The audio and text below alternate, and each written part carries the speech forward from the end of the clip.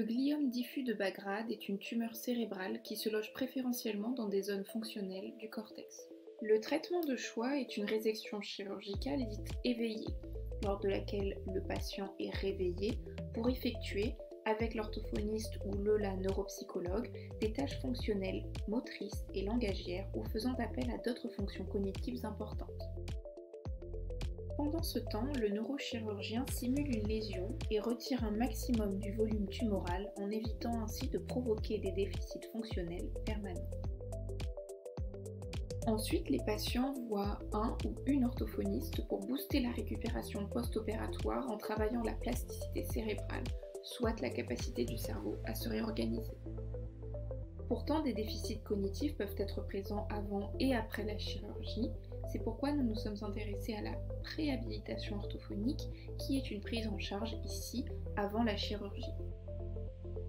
En comparant deux patients qui ont accepté de s'engager dans une préhabilitation orthophonique, qu'on appellera E1 et E2, à deux autres patients ayant suivi la prise en charge classique, que nous appellerons C1 et C2, nous avons obtenu les tout premiers résultats concernant la faisabilité de la préhabilitation orthophonique chez ces patients. E1, E2 et C1 avaient subi une première intervention chirurgicale, 3 mois avant pour E1 et 8 ans avant pour E2 et C1. Il s'agissait d'une première intervention pour ces deux. D'abord, les scores orthophoniques pour les deux patients avec préhabilitation ont globalement progressé ou se sont maintenus juste après la préhabilitation.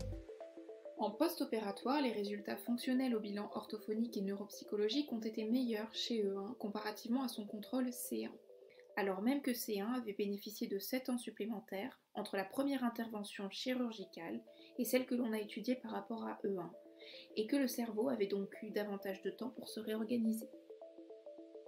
E2 en revanche n'a pas montré de meilleure performance que son patient contrôle C2, mais rappelons que E2 était dans le cas d'une deuxième intervention et pas C2.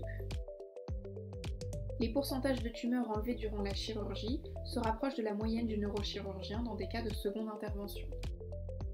La qualité de vie a été améliorée ou stable pour E1 et E2 durant la prise en charge avec préhabilitation.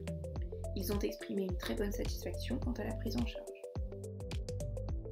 La préhabilitation orthophonique semble donc compatible avec une récupération fonctionnelle satisfaisante, puisqu'elle s'est associée à des performances proches des données de la littérature, alors même que les patients avec préhabilitation et leur contrôle apparié n'étaient pas dans les mêmes situations.